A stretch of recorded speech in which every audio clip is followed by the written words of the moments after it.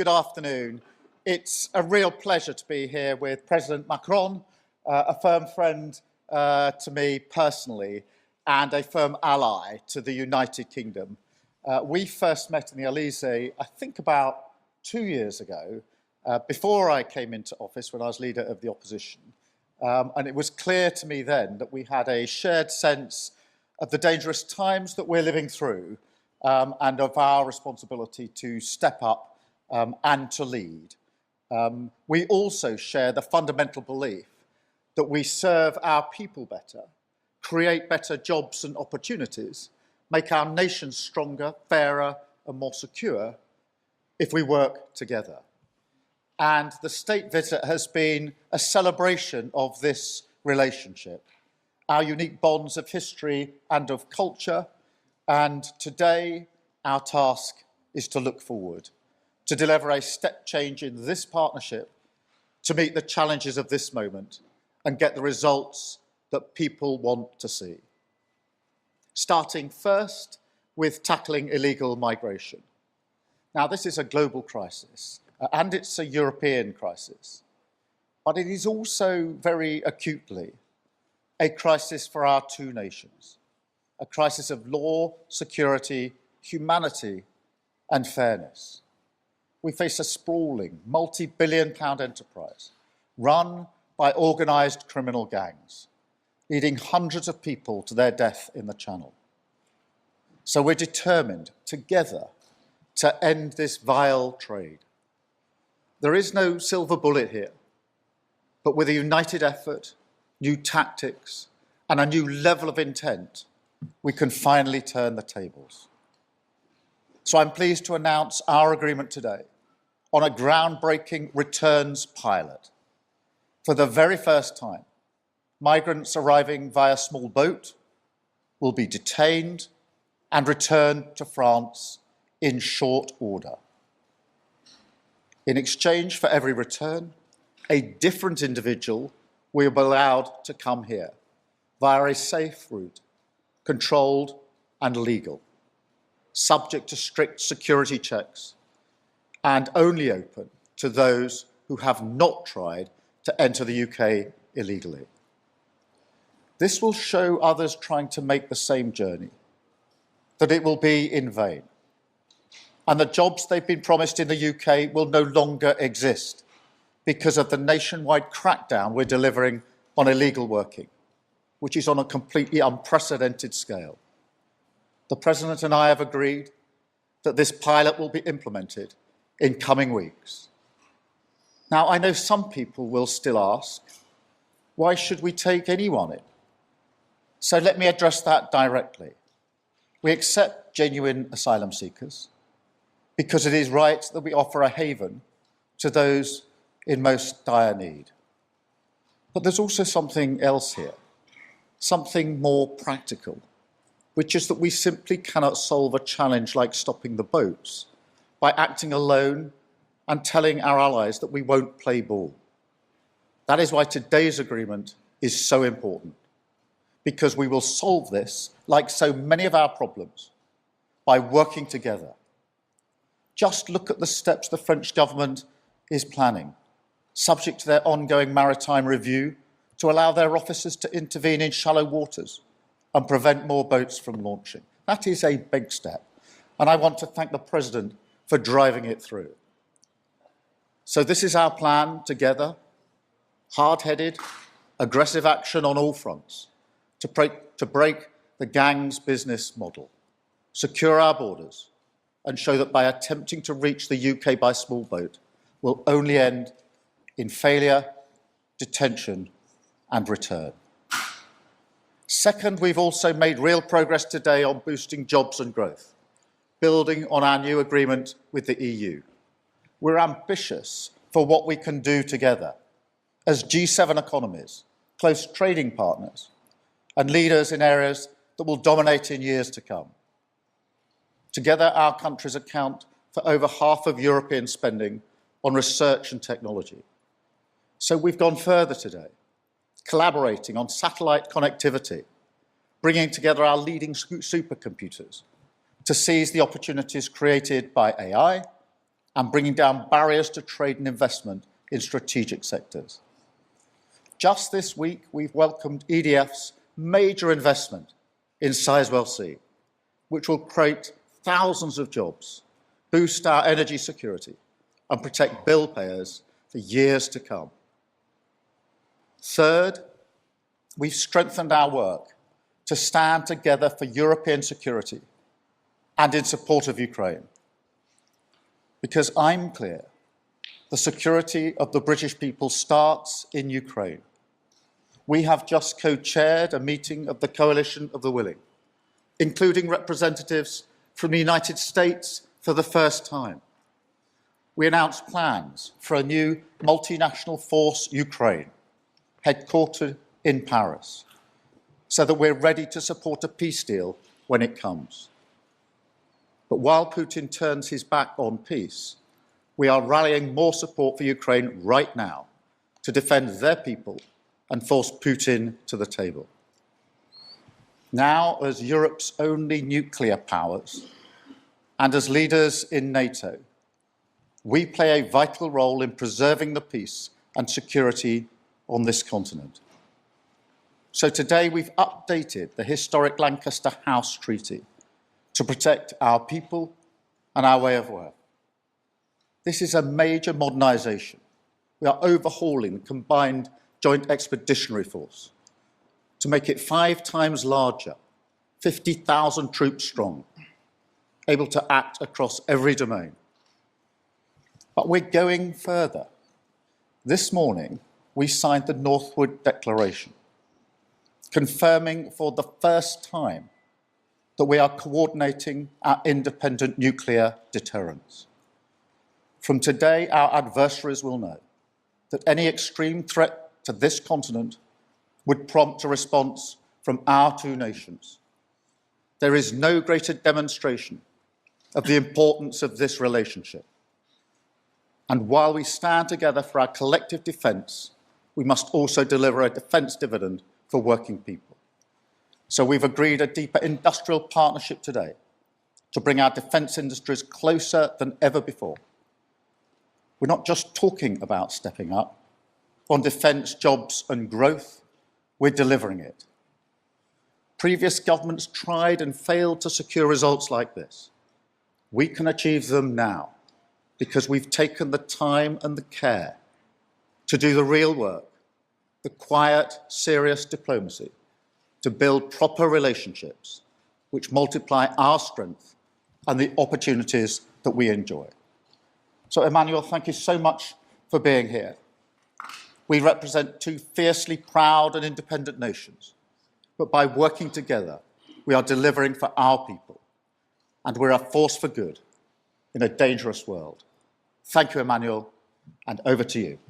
Thank you. Merci beaucoup, Monsieur le Premier Ministre. Thank you very much, Prime Minister Kier. Ladies and gentlemen, ministers, generals, admirals, ambassadors, ladies and gentlemen, I should like, first of all, here thank His Majesty the King Charles for his invitation to undertake this state visit, the first by a French president for 17 years, and for the outstanding welcome extended to my wife and my delegation. I'd also like to thank Prime Minister Starmer for the very fruitful discussions during the 37th Franco-British Summit today in Downing Street and a few moments ago in Northwood. Prime Minister Kier, as you just recalled in detail, many of the breakthroughs in which we've reached agreement, indeed defining for the coming years and decades. I'd just like to run through each of them. I recalled in Westminster on Tuesday, this state visit recalls the strength of our alliance, the strategic level, and the reset around shared interests and common projects for our future. In terms of defense and security, France and the UK have in-depth cooperation with the two nuclear power states in Europe, two permanent members of the UN Security Council in Europe, the two armies that have the greatest capability and combat experience, and those that cover the high end of the spectrum, anti-submarine operations and sensitive enemy submarine hunting, as we saw earlier for the Joint Commander. Since the Lancaster House treaties in 2010, our cooperation focuses not just on equipment operations, but also on military nuclear programs. However, times have changed and our partnership must change accordingly. Today, the question is not just a matter of having expeditions against terrorists in failed states, but to confront a major conflict in Europe involving sophisticated states over the next few years. And with that in mind, Europe must know that it can count on a strategic bulwark with France and the UK. That's why we've taken the required measures outlined in the Northwood Declaration that you just referred to. On the nuclear front, we've taken three major decisions. The first concerns our doctrine. In 1995 at Chequers, we affirmed that we could see no situation in which the vital interests of one might be affected without affecting those of the others. Today, in a radically different context that we're facing in the spirit of the European dimension that I mentioned, we're going even further. We recognize that we can conceive of no situation of extreme threat in Europe that would not prompt a rapid response on our part, whatever the nature of that response. Second decision is that we're not ruling out the coordination of our respective deterrence postures, a message that our partners must hear, as well as our adversaries. Thirdly, is the decision to deepen further our cooperation in the deterrent spheres, be it for policy, capability, or operations.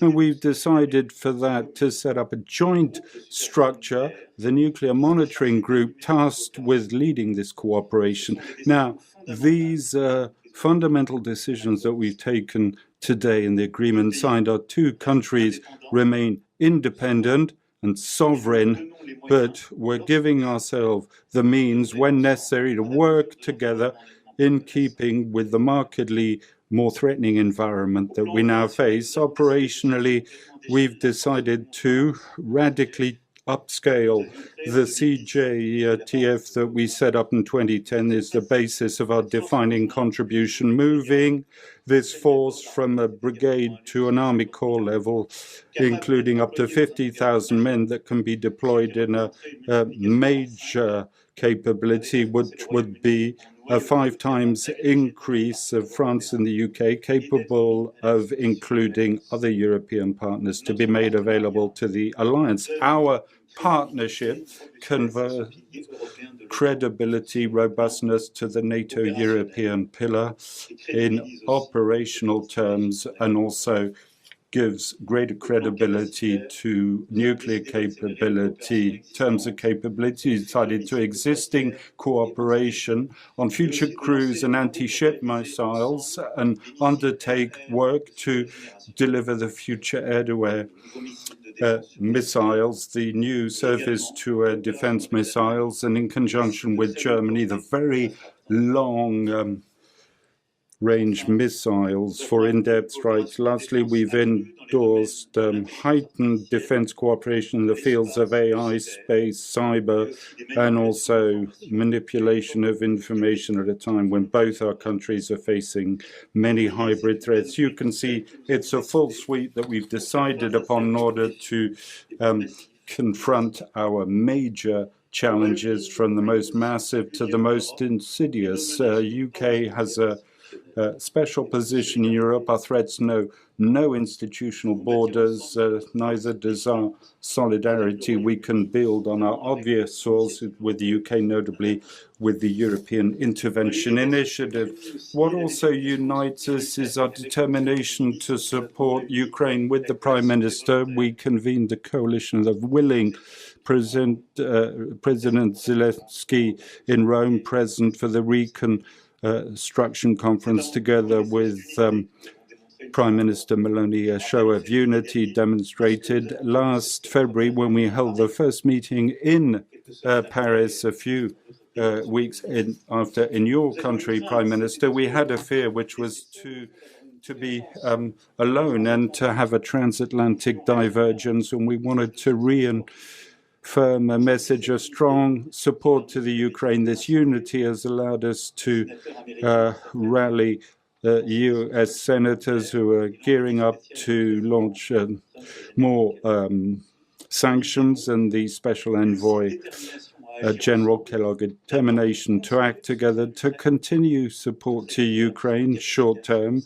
on vital capability, drones, missiles, but also anti-drone capabilities, financing to secure a ceasefire. It's the purpose of additional sanctions taken, the 18th sanctions package that we're going to finalize, and sanctions that the Americans are getting ready to take that have this deterrent function rather than a conviction in regard to Russia. And above all, we've been able to announce the finalization of military planning finalized a few. I'd like to thank Admiral Radekin and General Burka for their work and the coordination of all their counterparts. 30 countries have rallied, and around this partnership and this co-Franco-British leadership, planning allows us to plan for a day a ceasefire will be signed. We're allowed to secure that ceasefire at a time at sea, under sea, through a regeneration of Ukrainian forces, and if need be, also reassurance forces that we planned. And operations staff is planned in Paris. 200 planners are already involved. As you can see, the question was put to us a few weeks ago. Your coalition of the willing, is it something concrete? It's simple. It's not just something that is concrete. These are hundreds of military personnel already mobilized, an existing staff, and decisions and planning already done. We've agreed to strengthen our partnership against the Russian shadow fleet and against sanctions busting and reduced oil revenues from Russia. Beyond Ukraine, we have the same approach on the Middle East to call upon a cessation of hostilities, a path to peace, and the war spiral following the Hamas terrorist attack on 7th of October 23. Together, we've called for a ceasefire in Gaza and the freeing of all hostages. It's paramount to end the plight of hostages in Gaza. And continuous of an endless war without strategic goal is a grave threat for the region and our collective security. And today, it's a locus of dehumanization that nothing can justify together. We know how vital it is to offer a political path. I believe in the future the two-state solution is a basis of a regional security architecture allowing Israel to live in peace and security with its neighbors. And I believe in the need to unite our voices in Paris, in London and elsewhere to recognize the state of Palestine and initiate this political momentum, which is the only consistent with prospects for peace. Our summit endorsed our regained reset 9 years after Brexit. I support the efforts of the Prime Minister to restore trust and uphold the agreements reached with the EU, strengthen that through areas of common interest. And I welcome that we were able, 19th May last, to set out a pragmatic roadmap between the EU and the UK on energy, climate, defense, health, phytosanitary standards, and youth mobility. Today, we're rolling out this reset bilaterally. Firstly, in the economic sphere, our trade topping their pre-Brexit levels, where the third and fourth largest investors in each other's countries. 3,500 French companies in the UK remain the second largest foreign employer. Several cooperation agreements signed between universities, research centres in AI and quantum power. And we're strengthening and anchoring today our partnerships in two other key sectors. Civilian nuclear power, first and foremost. The EDF will deliver the two EPR nuclear reactors Sizewell C, investing to 12% in the equity of the project company. It's good for decarbonizing the UK economy. It's good for its energy security, for jobs and for skills. It's also good for EDF that's thereby developing the EPR technology.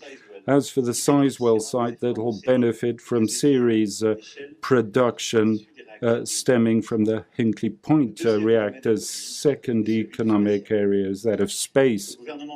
UK government will take part in the capital increase of Eutelsat that will add to the increase that we announced on the 19th of June, bringing the total amount to 1.5 billion euros, allowing our UK partners to conserve on a par their equity stake in the company. We thereby support the strategic growth plan of Eutelsat, the development of its LEO constellation, and strengthening our European partnership in terms of space connectivity in these two areas, civilian, nuclear, and space, two forward-looking sectors. This summit is leading to major progress culturally. In its with 300,000 French based in the UK, 150,000 Britain and France. It's a key component of our relation. We announced yesterday the loan and exhibition of the British Museum from September 26, July 27 of the Bayeux Tapestry, the most symbolic work of art of our shared history. The conversely, Sutton Hoo artwork, other works of art of British heritage that will be exhibited in Caen. Everything will be done to ensure the protection of these national treasures. And I even hope, in the face of attempts of destabilization by Larry the Cat, and our experts will ensure the conservation of these. But lastly, we've agreed to bolster our efforts jointly to fight against migrant traffickers in the Channel and to stem illegal immigration. As you mentioned at length, Prime Minister, it's a key challenge for both our countries. By the Sandhurst Agreement, we've implemented remarkable cooperation with substantial results, notably the near extinction of attempts by rail or road transport via the tunnel. Let's recall a few years ago, it was the subject of daily comments. We managed to fully close off these routes, managed to prevent far better than previously the departure of small boat, but the human technical resources we're deploying never been so substantial. But we've noticed since January last an increase in illegal crossings with new route taxi boats, people smuggling, taking ever-increasing risks for these crossings, and with a greater risk for these people who are fleeing their country. And so we need to strengthen our checks. Today we have over 1,200 security and intervention forces. It's a problem on both sides of the Channel, in addition to the tension this situation generates in northern France, well on your coast. That's why we're going to increase our share of it on several fronts. Firstly, need to understand that since Brexit, and I'm saying all this quite honestly, I know it's not your case, Prime Minister, but many people in your country explained that Brexit would make it possible to fight more effectively against illegal immigration. But it's in fact since Brexit that the UK has no migratory agreement with the EU. In fact, therefore, for candidates for the crossing, those alternative legal admission route, nor a readmission scheme after a crossing, it creates an incentive to make the crossing the precise opposite what the Brexit has promised. Today, thanks to the proposal of our Home Secretaries, an agreement in principle for this pilot project that will be a major deterrent on the business model of smugglers, and by opening a legal admission route for people who have family ties with the UK, on the other hand, by planning the readmission those who successfully cross according to the principle of 1 for 1. The agreement was signed as soon as the legal verification procedure completed, including those of the EU necessary necessary regarding an issue linked to an external border of the Union so that it be implemented as swiftly as possible. Secondly, regarding the maritime intervention doctrine, which were aimed at better sharing intelligence, better fight against smugglers' networks, and to cross the maritime scheme, including the dimensions pertaining to the fight against illegal immigration and search and rescue. We're going to step up our joint cooperation towards countries of origin and transit during the migratory routes, upstream fight against the networks to deter departures and act on returns. We're working on the beginnings of the route in departure countries by addressing the root of the problem. The UK task force launched at the 2023 summit is working fully. We had initial results with Iraq. We're continuing with other countries. Lastly, Prime Minister confirmed the full rallying support of his government to address the pull factors of illegals, notably as regards the fight against illegal work and irregular stay, and I thank him warmly for that. And our summit this morning allowed to cover all these initiatives. You'll have understood these are strong, new, in-depth decisions that we're taking to fight against these networks and this illegal immigration and ensure fully security in both our countries. That's what I wish to say, following up on the Prime Minister's words. I'd like to end, if I may, by expressing my full gratitude to you, Prime Minister, for this summit and the decisions, as you've said. It's renewed trust. Several years after Brexit, trust between our governments, between our two nations, and between the two of us. And I profoundly believe in the actions that we're implementing. The last few months showed that in terms of the coalition, the willing that we launched together and will show in all the issues that I've referred to. And ultimately, through these decisions and this summit, we're beginning to illustrate, to flesh out what His Majesty the King wanted to announce a few days ago, this entente amicale. We're giving it content and we're sketching out and drawing this future together. I firmly believe that that is the right formula. That's why we decided to adopt it and together move forward on this part of the entente amicale hand in hand. Thank you.